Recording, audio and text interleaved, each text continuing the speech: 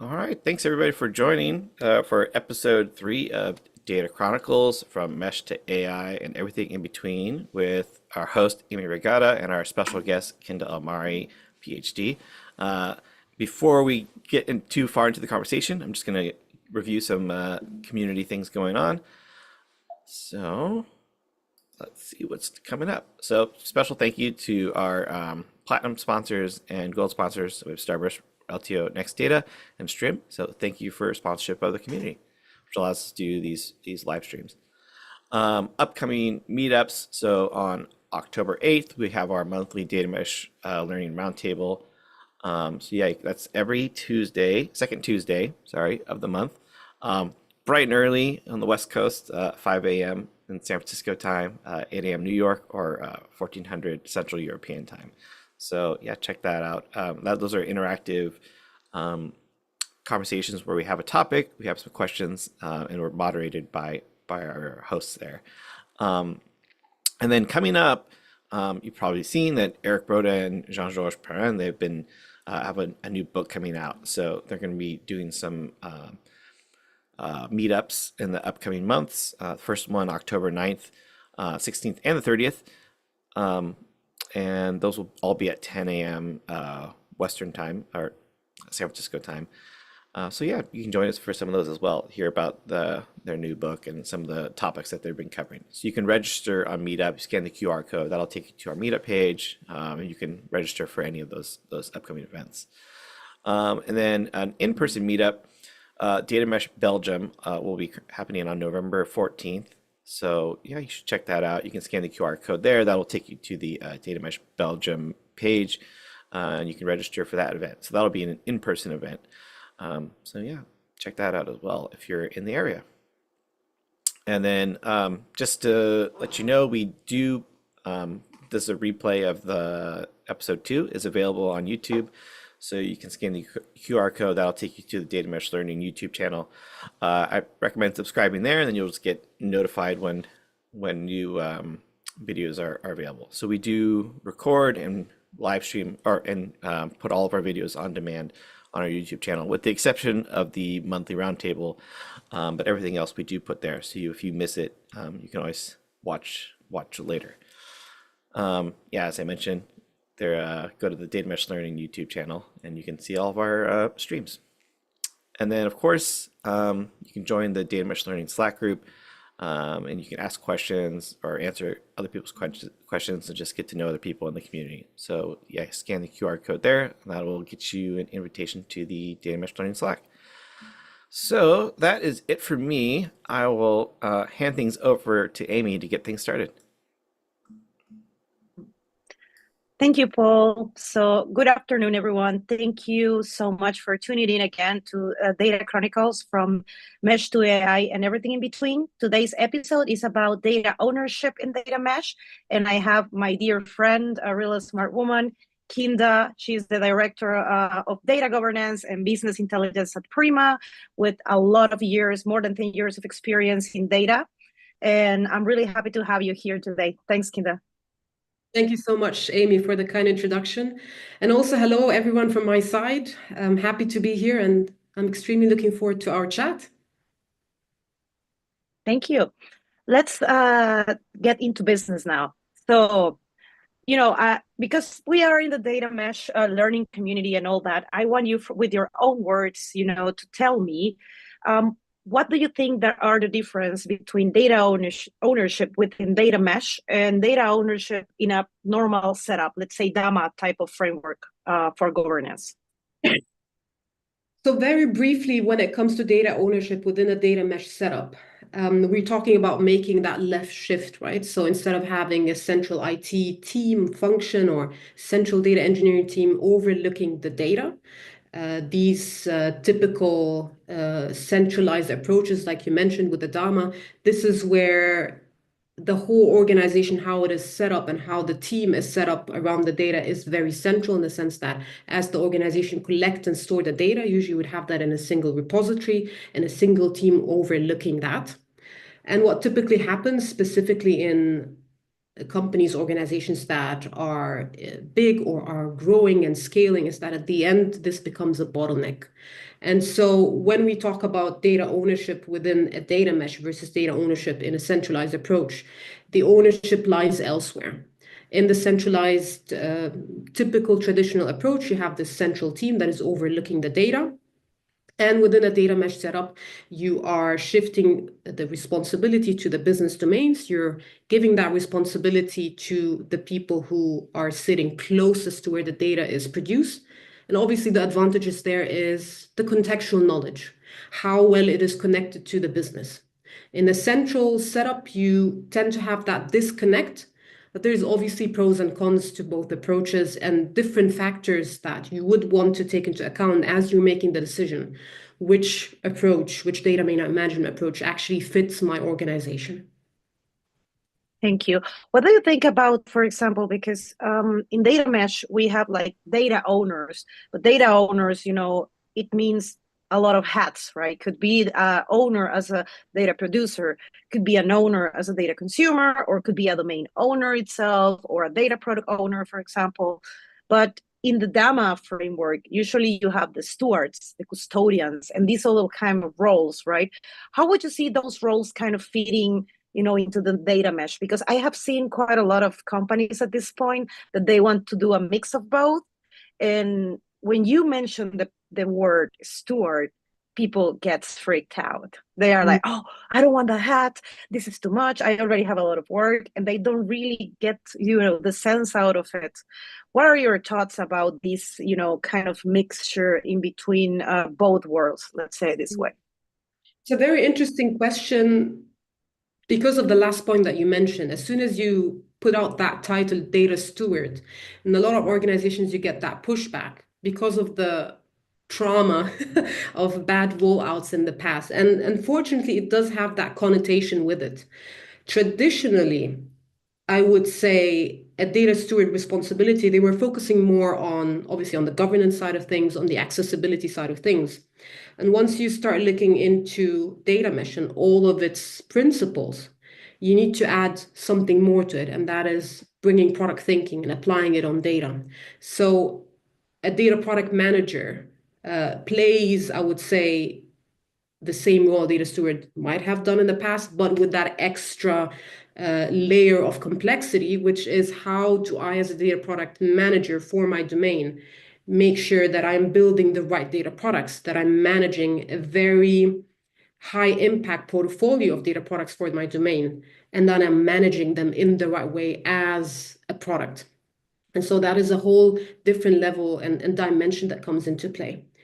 When it comes to the different roles and how you should set them up, I would say there's probably not a silver bullet answer here. It will depend on the organization and how the roles are being set up there, what works within the company as a title versus what doesn't. At the end of the day, the title itself doesn't matter so long as you reach a role and something that people are open to take over, because you don't want people from the beginning, from the title, to get that pushback. That is kind of what you definitely want to avoid. But in general, I would say, depending on the organization, but also depending on the domain, you might see a mixture of several people putting several hats all at once. Or if the domain is very data intensive, is very complicated, is very big, you might want to split those responsibilities. So from the governance perspective, what you need to do is understand your organization, the domains, understand how complicated they are, how data intensive they are. You will usually notice that some domains might be heavily the data producers. They do consume some of the data, but as a majority, they're producing a lot of data, whereas other domains might be consuming a lot. Some domains might be in the middle. So try and understand how these domains are set up and what would work for them, and clearly define the different roles that you would have and the responsibilities and the cases where a role might overlap and take on and wear different hats, like you were saying. Yeah. No, I totally agree with that. I feel that the problem, I really like the DAMA framework as well. I mean, in data mesh, I have, sometimes mixing them up makes sense depending on the organization, as you said. But one of the principles that I like from data product thinking or data mesh also in general is that if you involve your stakeholders since the very beginning in designing a product, it's most likely that they will be interested and without much push to be the owner, right? And because they can be even co-owners. Let's say a business person. I did this in the past, where you have a business person that has all the know-how, knows the logic behind it, what kind of test cases can be implemented, these kind of things. And then you have the data product owner that it only owns the domain, maybe a new person, right? Because you're just building up on top of these new data mesh setup, and they can help each other and have this share hat, right, without much of a problem.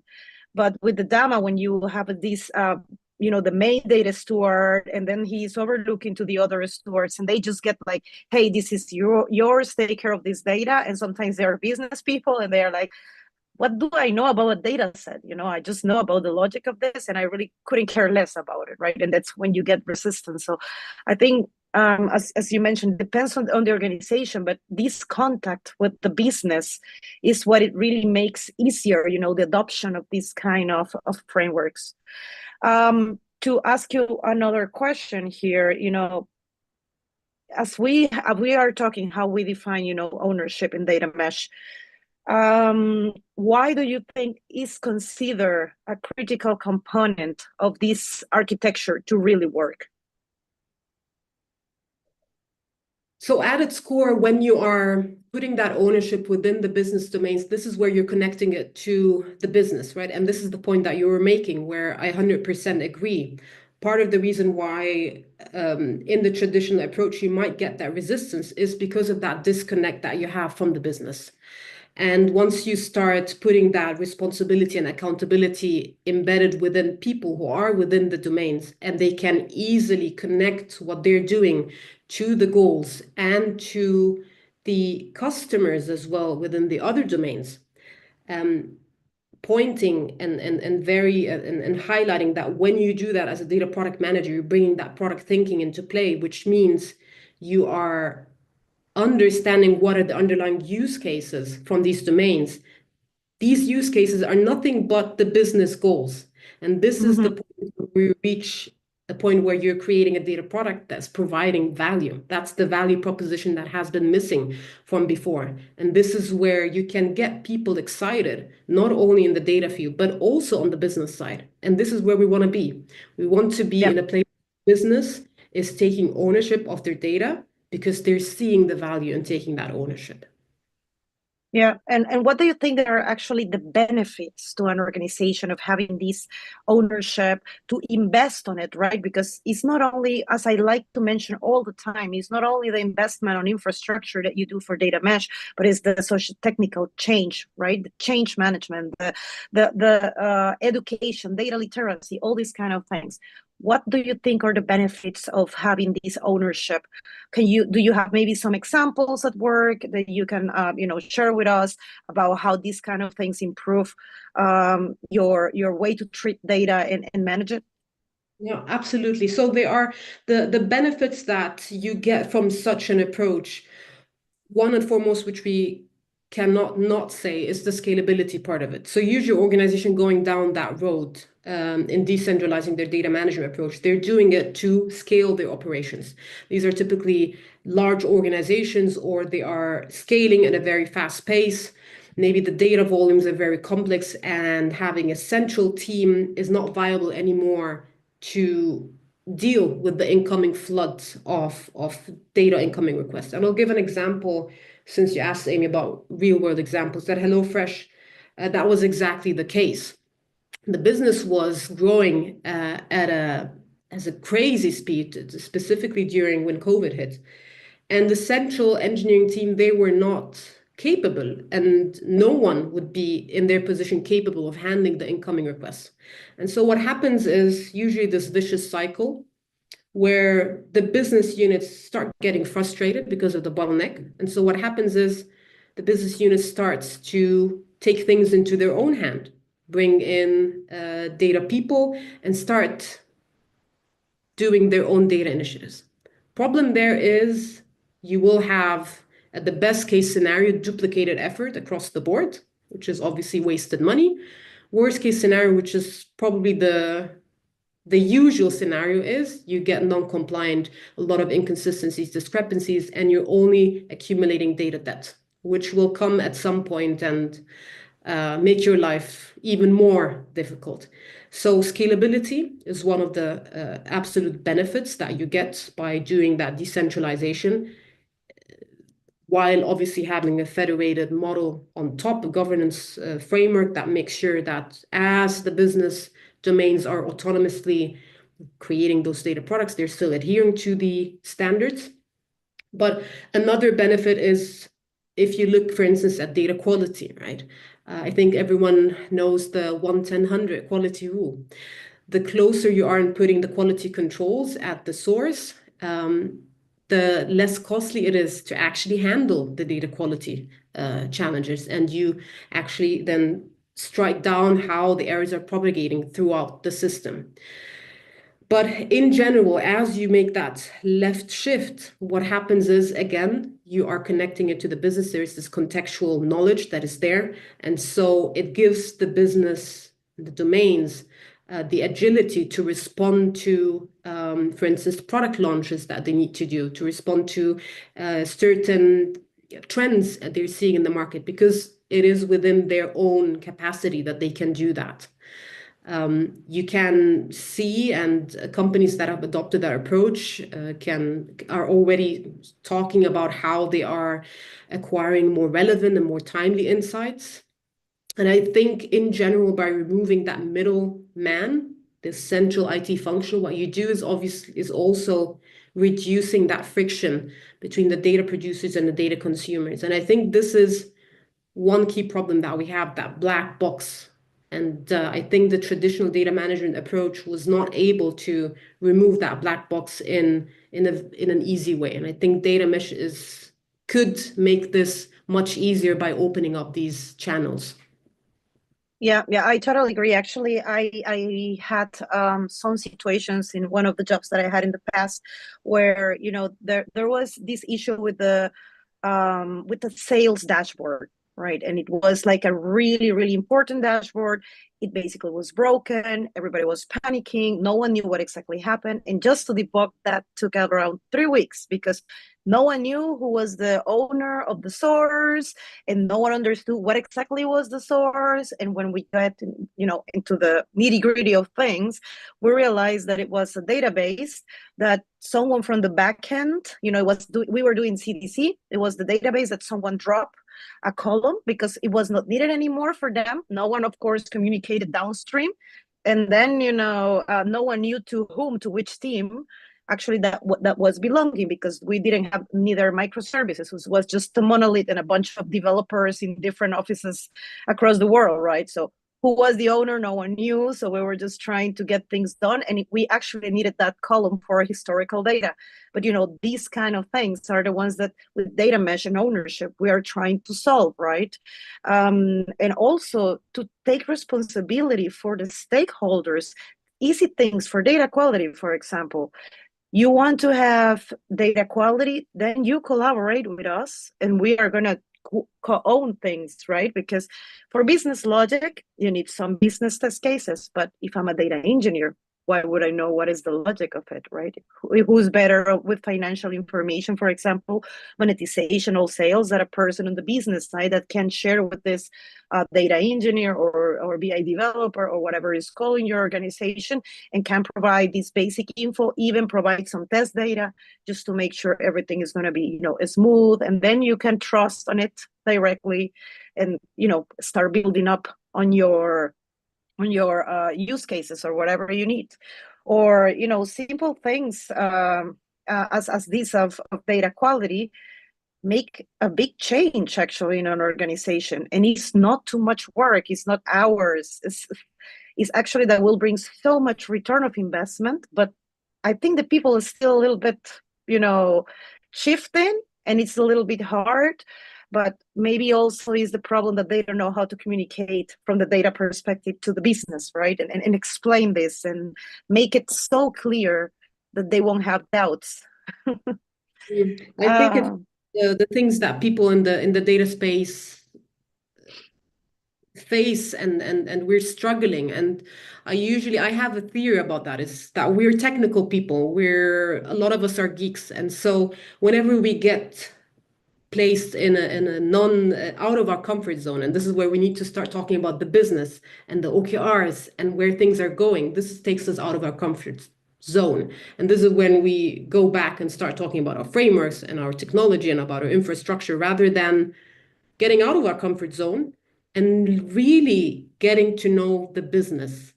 And this is where every one of us needs to start whenever you join a company. If this is a new business for you, this is what everyone needs to do. Understand, how are things working? What are the business language? What are the OKRs? What are the long-term, short-term goals? And really bite your teeth into there, because everything that you do in the data world, it's not just for the sake of the data work, but it has to be linked to what is the value proposition? What is it that we're trying to do? What is the impact? That is kind of the theory that I have behind it. But obviously, there's also a lot of successful data leaders that have the best of both worlds. So I think we're definitely moving in the right direction, Yeah. bringing product thinking to data, because it's pushing us out of that comfort zone, perhaps, because it's all about talking with the other domains who are our customers and understanding what is it you're trying to do, what is that use case, and then designing that data, designing it as a product and publishing it and managing it. So I think we're getting there slowly but surely. Yeah, actually, my last company, I was hired basically to do all the data governance and management and data mesh stuff. So I was invited in the first week to go to a workshop of digital transformation, where a lot of people from a lot of different departments were just coming, and getting into the workshop. And what I did over lunch basically was asking them, hey, how is it going? Are you using any data? What are your struggles? This and this and that, and asking them, what problems they were having so I can offer them a solution. And I actually, this team had the most shiniest, data platform, this Ferrari that no one really could drive because it was too complex, right? So I just went there, put myself there, listened to them, wrote the stuff, check on what we had, and come like, look, maybe this will help you. I think this might solve the problem you're having. Because instead of coming directly to them, like we used to do in the past quite a lot, like, hey, I have this beautiful Ferrari here, you can drive it right now. And they're like, I don't know how to do it, so thank you. No, it's more about listening, right? And then, as I said before, they compromise to work with you, and that's when you create this ownership from both sides, right? From technical and business, and this marriage that we would like to happen, right? I mean, we will not be a full business persons probably because we still like technicalities, but try our best to understand them, and they also are trying to understand and see how we can work together and get into a middle ground. But as you said, I think we're becoming better and better as the years go through. To the audience, sorry, I forgot again. You can ask questions, and I will try to answer them while we go through the show. Otherwise, I will ask them at the end. So feel free just to post your questions there, and then Paul will send it directly to me. Kinda, so when we talk about decentralized ownership, right, how can an organizations balance for the need on the team autonomy, right, with the overall data governance and the quality in the data mesh, or being completely attached to, a biggest central kind of thing in the terms of, in general domains, ownership, and all that? That's a very central question. I think it's on a lot of people's mind. And it's about the federation side of it, which is very tricky as well to do. How can you make sure that you have a central team that is possibly lean, that is making sure that the standards, this overarching framework of standards, whether it's security, compliance, interoperability, and the domains are still having this autonomy and implementing those locally. And I always use that analogy. I think Sarita Basks from JP Morgan and Scott Hurleman were the first ones, at least that I heard talk about it, is it's almost like a slider. And again, there is no silver bullet answer here because of that slider effect. You will have, like it or not, unfortunately, in the same organization, different domains with different maturity levels and different literacy gaps. And some domains are going to be extremely mature where you can just show them what these standards are, what the data quality metrics are, what the data contracts, what are the tools that you have, and they can already start working with it. And you can only look from a central oversight, hopefully through automated tools, that things are being adopted depending on how severe and how strict you need to be, because in some areas you want to allow that leeway for them to adapt things according to their particular data needs or their particular use cases. And there will be domains that are less mature. And there you need to do a lot of hand-holding. And this is where you push the slider more towards the centralization, where the central team is pushing more, they're doing more of the heavy lifting. And once you are, hopefully, while you're doing that heavy lifting, also transferring your knowledge and doing the right training, supporting them with the knowledge that they need, you start pushing that slider more toward the decentralization, and you are more in that role of, okay, the federation, where I am pushing these standards, making sure that consistency and the interoperability of the data products remain intact. So it's a slider and it keeps on moving and changing. And that's what makes it a bit challenging at times. Yeah. What are your thoughts, or maybe you've been through this, right? Because usually you have this central data team, right? Like the data platform team. And probably you had this experience in HelloFresh. But when, do you think is enough governance and enough autonomy? Because you need to let them do whatever they want, but also you are still the team who provides the standards, right? So how do you balance that part of things?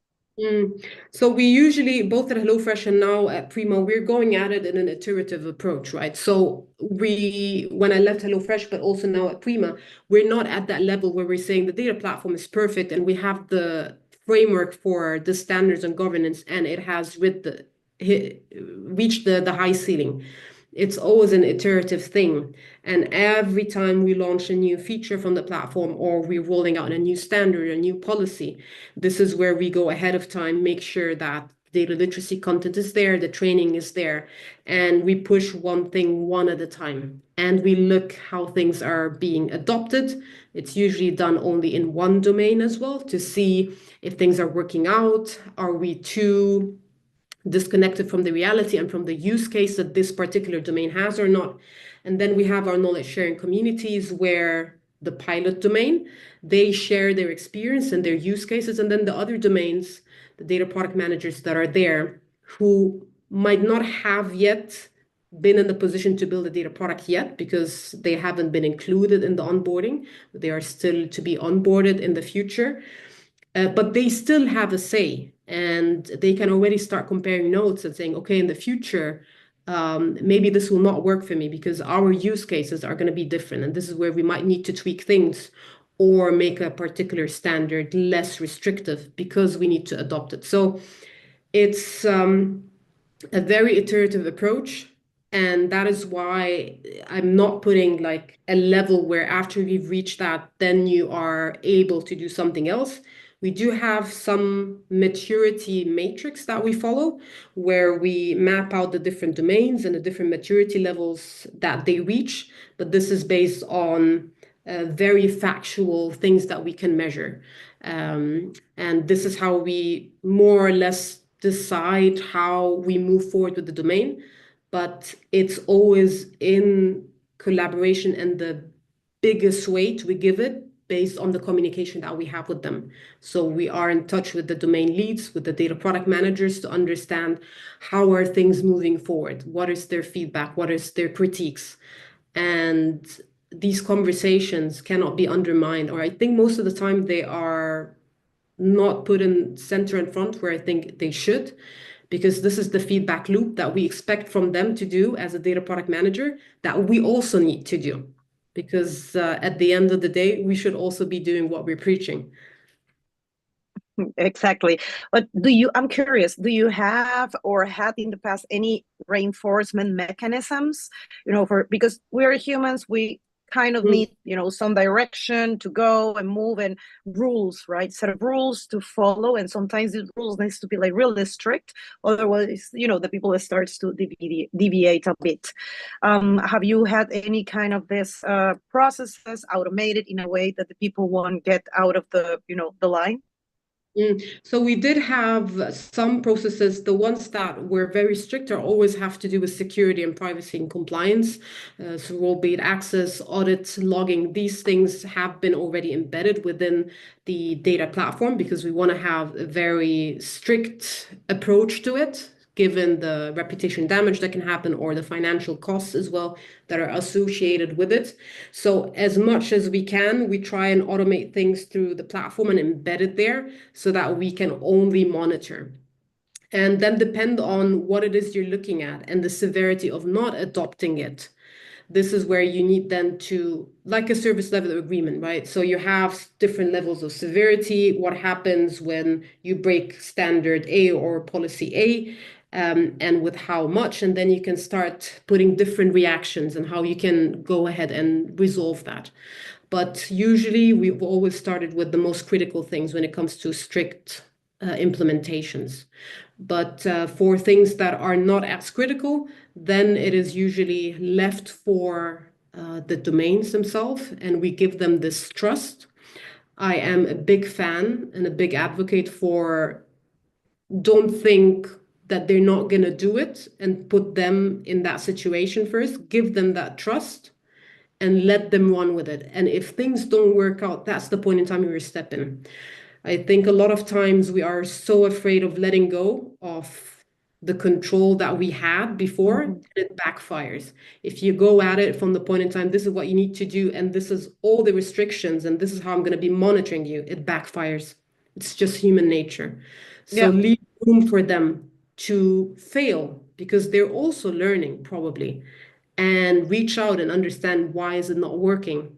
And usually it's not out of maliciousness, but maybe there are some wrong prioritization within the domains, and this is where you can reach to the domain lead, understand, okay, how can we make this work better? How can we make more room? How can we prioritize that? But I always go at it from the positive side of it. Okay, let them work with it, try and understand what is not working well to resolve that, rather than coming in and saying, okay, this is what you need to do. I'm monitoring you, and at the first sign of something not working out well, it's retribution day. Yeah, because at the end, humans, I mean, we are like still like kids. We want to put the finger inside the plug and then, oops, yeah, it was wrong. But yeah, that's really true. Actually, we had some reinforcement mechanisms for some things, like the contracts, for example, as you said, privacy, automation, these kind of things. But yeah, we will actually work a little bit different than you in the sense of we were playing by the example. So we had some data in the central team, for example, and we will do data catalog the way we had planned. We will do all the governance on top, ownership, descriptions, all the governance, all the data governance you need to do ourselves in our data and the data that we were working on. And then basically it was translated to them, because then we will have an example, and they were, oh, that's so cool. How would you be able to do that, right? And then we were, well, basically we follow this. Remember, I shared this with you the other time, and this is a good way to present, or blah. It's really up to you. And then they basically work on these topics because they were curious, and I was also asking, for example, hey, and how are you doing that right now? Oh, we're doing this and this and this and that, and basically we would like to learn from you as well, so maybe we can improve some processes. And they will be, yeah, let's do sharing sessions, and then maybe we can go into an agreement or work in this or that. So the thing is, yeah, I think sharing is really important, and what you mentioned, is completely, valid. But there is a several approach, and depends on the human nature of the teams that you're having and how stubborn they are, right? Absolutely. I mean, I think everyone talks about it. The culture shift is extremely difficult. Yeah, And you need to manage that. And at the end, like you said, we're dealing with people, and you can have the Ferrari data platform, you can have the best data governance framework, but if you're not convincing people of the why, if you don't understand their use cases, if you're not giving them space to co-create with you, because this is the beauty of the federation, is that for you to understand what is working for them and what is not working for them, what have they come up as a solution in the past, and giving that space to co-create, this is where things work out. You want to actually step away from being that person or team in the ivory tower where all the knowledge is disseminating from your team, and give room to the different domains to do that knowledge sharing that you were talking about. And this is when also people in the other domains start becoming more open to adopt things, because they're seeing their peers, their colleagues, another data product manager co-creating a particular standard and having their say and their use case heard. So it's a lot yeah, of uh, how to push the change and how to work with people, which again, for me, it's exciting to bring in that element, which makes it difficult but also exciting. exactly. I mean, I like challenges, so when I see this, I'm more stubborn, and I want to find a way to convince them without being too pushy, right? Just like, I mean, it sounds bad, but it's a little bit of, as I like to call all the time, the Game of Thrones, a little bit of mind playing there, just to get to some point, and actually at the end they will appreciate it.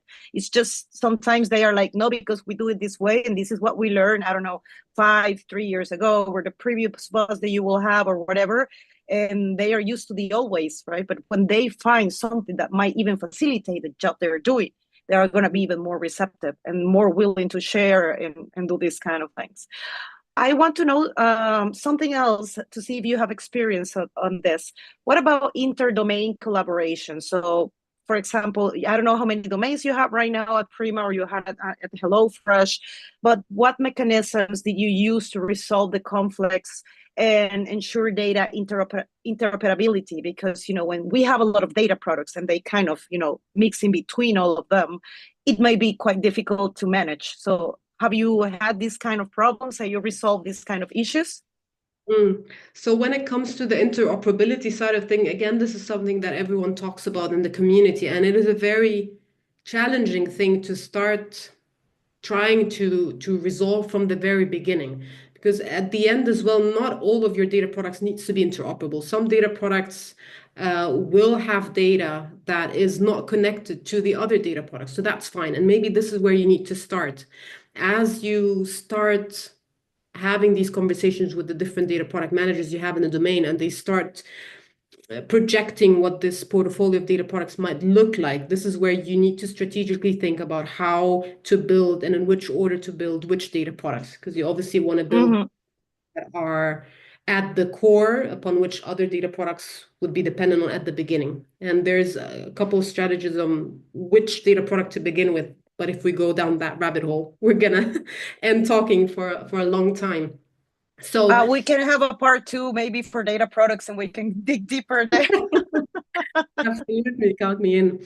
But I think for a lot of the things around collaboration, what makes it easier is having these standardized interfaces, data contracts as well. This is something that we just briefly touched upon today, to ensure that the domains can share and consume the data with ease, because this is the Mm-hmm. ultimate goal, this reusability and ease of sharing and using that data.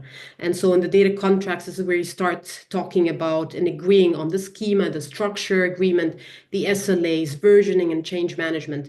And I'm happy to see that in the past 2 years, we've seen a very strong push in the community to start having data contracts that are implemented, that are automated. And this is where I think is a very fantastic solution that enables that collaboration. because whenever you want to design and create a data product to be published, it's one of those steps in your workflow that you need to go through. And the data contract pushes you in the direction of talking with the customers and understanding what are their needs, rather than what we had in the past where people were just creating data and throwing it over the fence. Now it is part of the things that needs to be done to be able to publish that data. And I think data contracts is quite vital to to data mesh and when you're pushing in that direction. One thing Yeah, else, sorry, go ahead. I was going to mention data lineage and ownership also helps with the collaboration by bringing the transparency to the data lineage and having clear boundaries of who's owning one and having that accountability. Obviously, that also makes the collaboration easier. You had that example from before, Amy, around the sales dashboard. If you can easily track the lineage and understand who it is that you need to contact, then the collaboration becomes easier and people feel better about collaborating with another domain because they know as well who's the right point of contact, who's the data product manager, and they're seeing through the contracts that they have in place that things are resolving, right? Yeah. I totally agree on that. And I think, for example, data contracts are here to change the way we do governance in a more automated way, because I'm a fan of data contracts. I started to use them in 2022 at the beginning when it was kind of, just released by Andrew Jones, because my background is in software engineering. So we already were doing these kind of things a long time ago, right? I was like, oh my God, that's so clever to put these to work in data. I mean, it's so easy, but no one really never thought about it, right?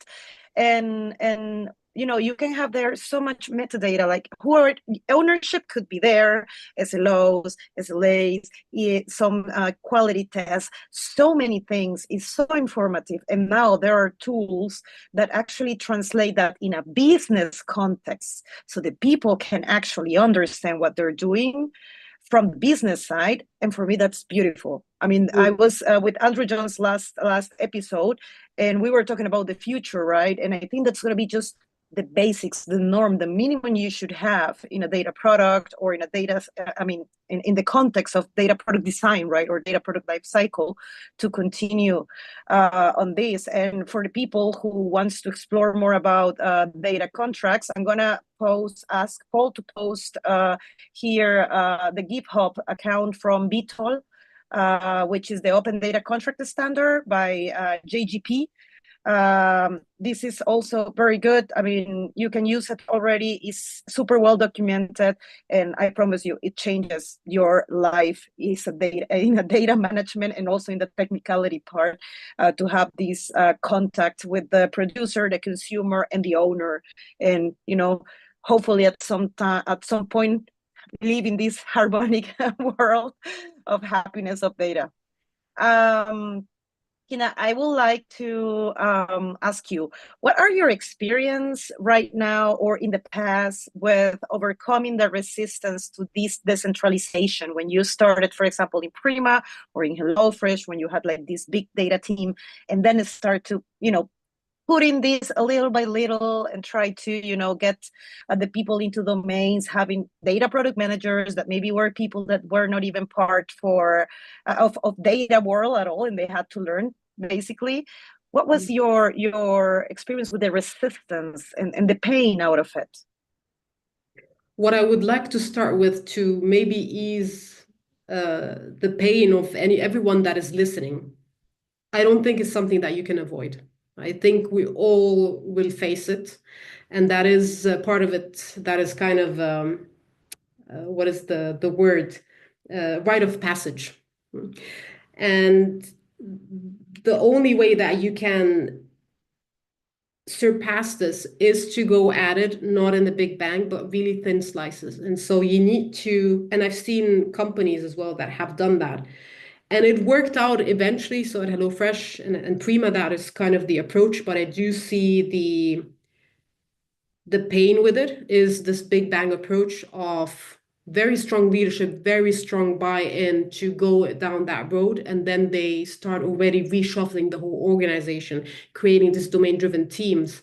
And you have they've done a very strong and a very good communication that everyone is already excited and or is ready and they have the buy-in that all of this is done and the platform is still not ready, for instance, right? And then it's a very critical moment because you start losing people's faith. So what you need to do is from the very beginning, start very small, look at one particular domain and pick the right team. And I cannot stress this enough. You need a team that has a growth mindset. You need a team that when things are not going to work out, because trust me, they're not going to be as smooth, you need a team that thinks outside of the box and that supports you and not run away the other direction in defeat, raising their hands and saying, you know what, told you so, it's not going to work out.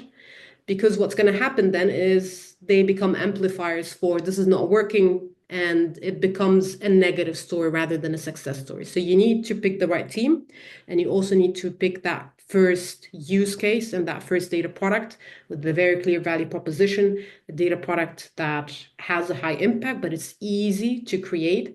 And so I always advise people, for instance, to stay away from PII data because that's an extra layer of complexity that you're bringing in. And you need that first success story.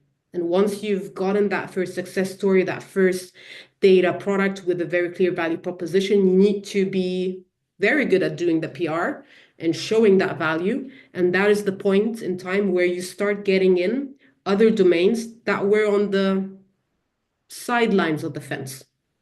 And then Yeah. once you get those, that's the point in time where in the future, those people who were completely resisting, they have no option but to follow because everyone else has followed.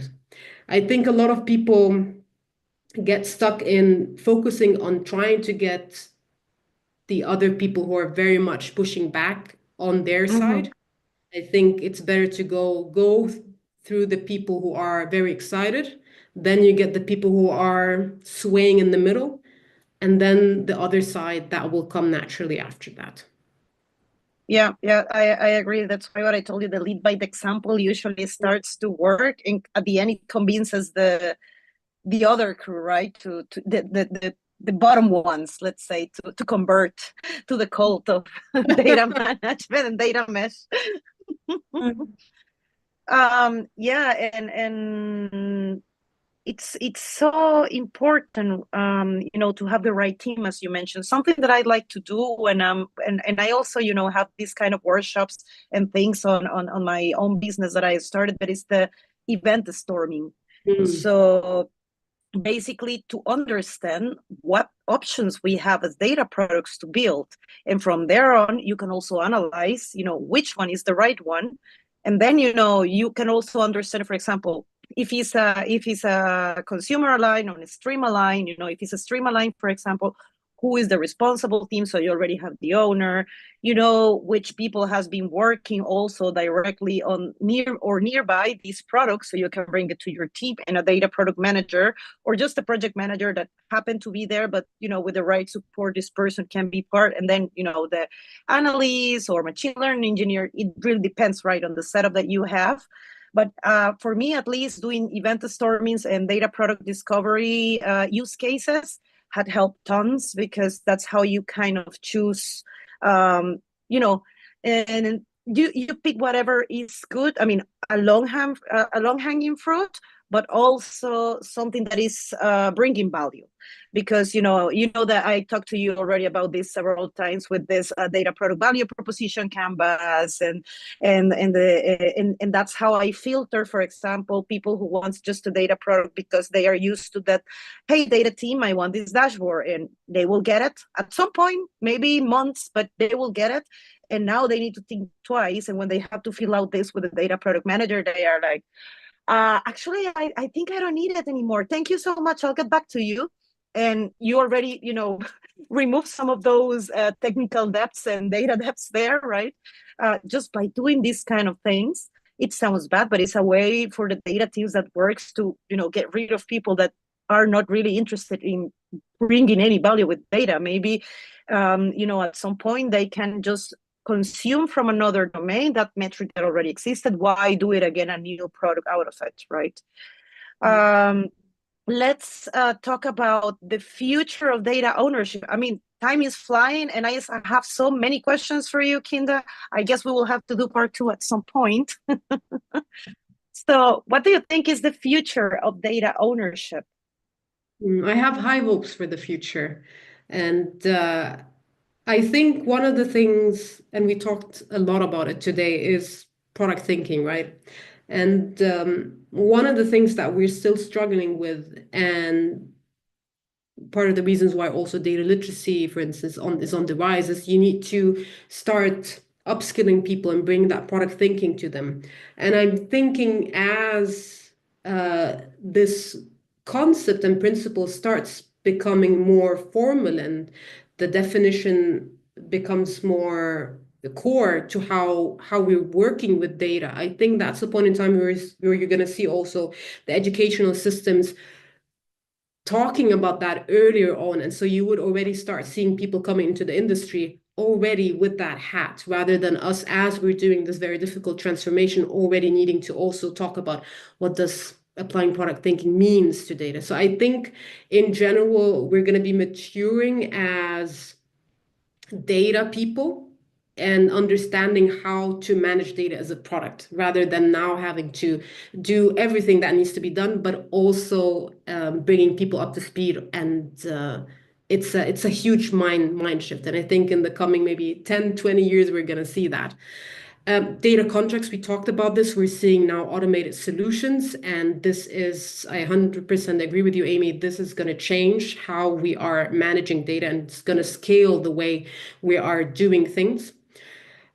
Increased automation in governance and data management. If you think about the idea and the goal of computational data governance, I think that is the only way to put and to make the domains reach that level of autonomous, but also give us people in the governance, specifically in the compliance side of things, this ease of mind and being able to sleep at night. Because yes, things are enforced and automated, and you are well assured that things are not going out of control. And I think obviously with the rise of role for both ML and AI, I think there's going to be a greater emphasis as well on data ethics.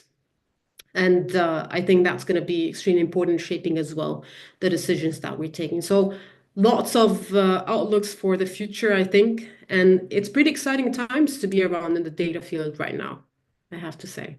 Totally. And things are just like this, it keeps changing and changing. So no time to be bored, actually.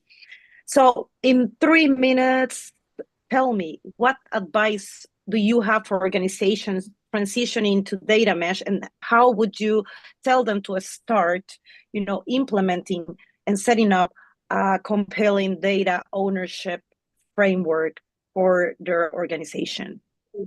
So very quickly start with a pilot domain, pick the right use case, the right team. We talked about this. But I would also say manage the expectation as you're communicating that. Don't go for that big bang approach. And managing expectations in the sense that, yes, things are going to be slower. Yes, things might be manual because the data platform, for instance, is not yet automated. It doesn't allow us to do a lot of things. So be clear about that. And once you have actually managed that first, to create that first data product, that's when you do the PR, you communicate that success, and you link it to that value proposition. I think that is also extremely important. And what a lot of data leaders fail to do is the association with the use case and with that value proposition. What is the impact of that data product that you've created? And in the past, but I think we're moving away from that. It was all about how many data products you've created rather than what is the impact. And this is the only way to get the business to understand what it is you're doing and to justify the investment that is coming their way. So you have to show them the value, listen to the problems, and show them the value that can come out of a data product. And that is the only way you get that investment, and the only way that you can actually start rolling it out further on. Thank you. And can you give me some key takeaways, separate for this one, just about data mesh ownership, summarizing basically what we spoke? What do you see like the key takeaways or key components beside what you just mentioned? Oh, that's a job for ChatGPT to summarize now. I mean, about a lot of things, right? We briefly talked about data mesh, in particular data ownership, and how it differs in data mesh and in traditional data management approach. We talked, I think, about the benefits and that there's pros and cons. So it's not that it's only data mesh and that's the way to go. No, that's not it.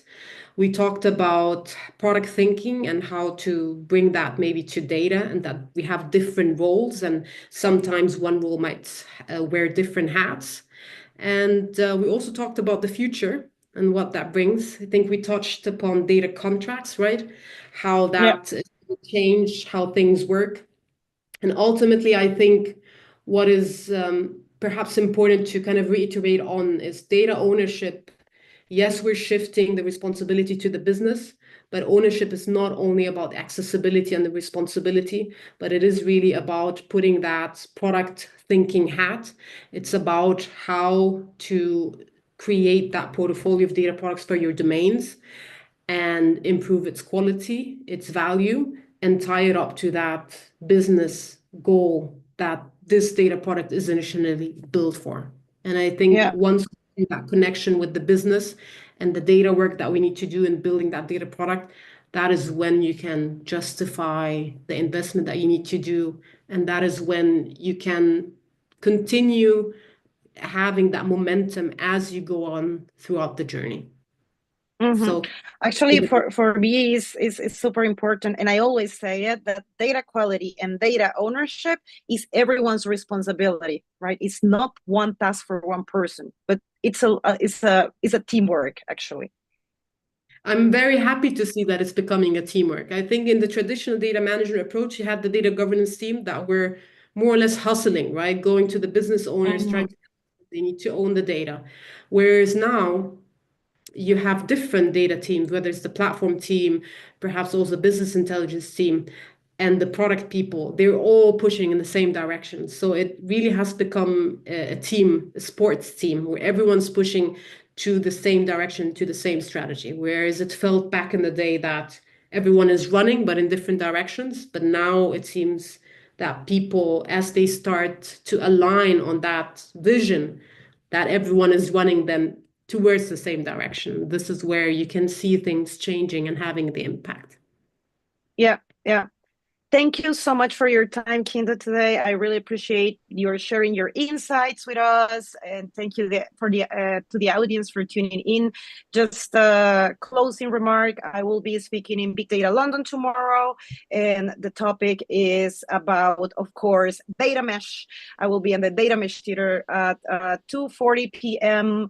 with the topic of data mesh decoded, practical insights for success. And if you are around London, feel free to jump and come and have a talk with me. Always happy to have a coffee. That will be on Thursday, not tomorrow. Tomorrow I'll be there if you want to grab a coffee, but that's all.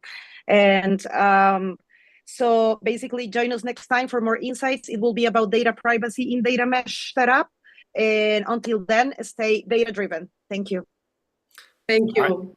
Thank you both. Thank you, Amy. Thank you, Kinda. Yeah, and look forward to next month's edition. So, yeah, thanks everybody for joining, and we'll see you next time.